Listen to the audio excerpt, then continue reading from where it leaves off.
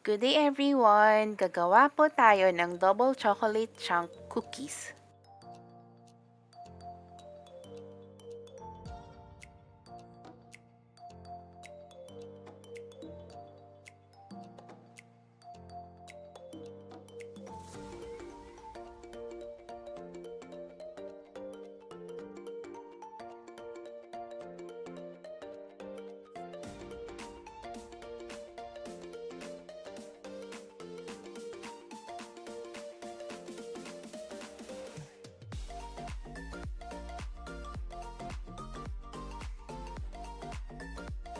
I-combine ng flour, cocoa powder,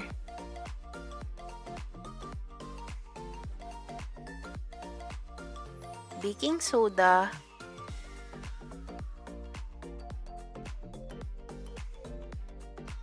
and salt.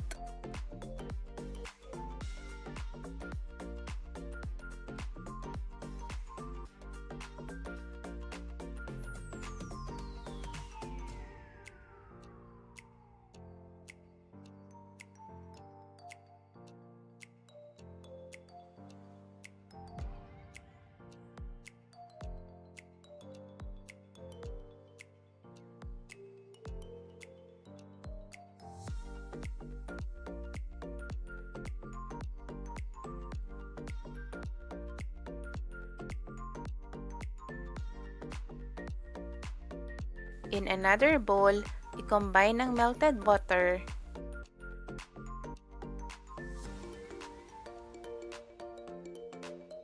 and brown sugar.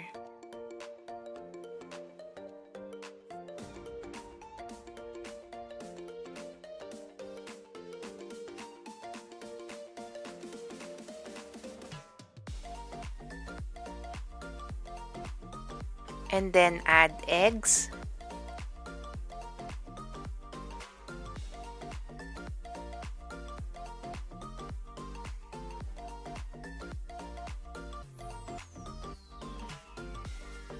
and vanilla.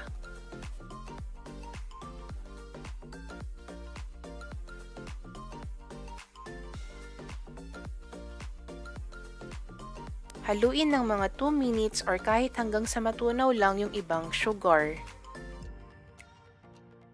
Not packed brown sugar yung ginamit ko. Ibig sabihin, mineasure ko ito ng hindi sinisiksik. Parang nagme-measure lang din kayo ng white sugar. Meron akong link sa description box kung paano ako mag-measure ng mga ingredients, including yung packed and not packed brown sugar.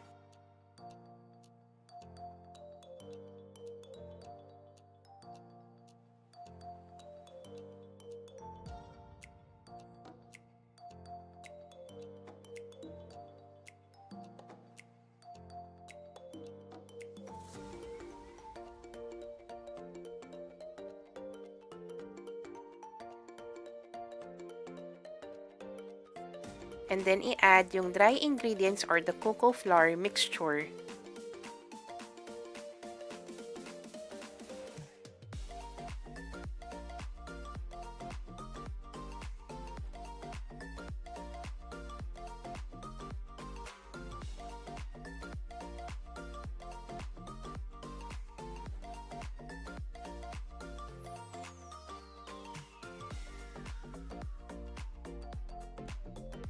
And then i-add yung 200 grams or yung half ng chocolate chunks. Pwede kayong gumamit ng more or less na chocolates depende sa preference nyo. Gumamit ako ng 4 na pack ng 100 grams ng Cadbury Dairy Milk. Pwede naman po kayong gumamit ng ibang chocolates, though I'm sharing lang yung better na option for me po. Then stir in walnuts.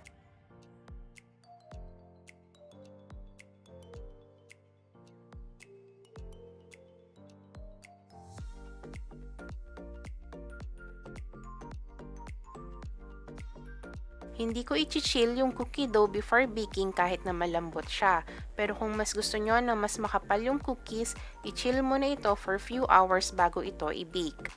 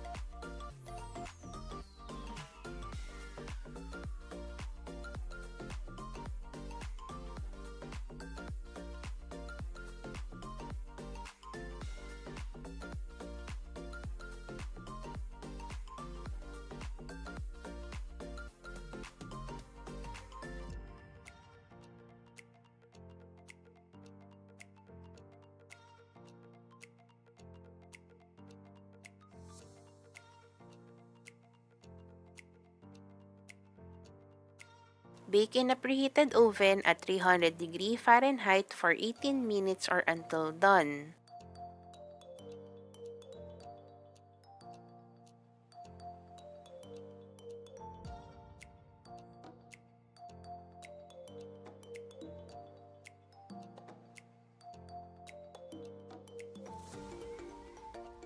To check for doneness, yung side should be slightly firm while yung center is soft pa. Huwag i-overbake dahil ang mga cookies is naluluto pa habang lumalamig.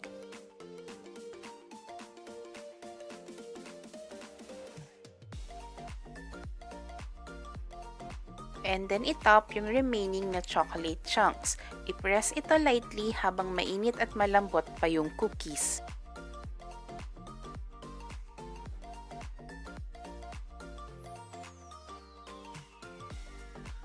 Leave it for 10 to 15 minutes before i-transfer sa cooling rack.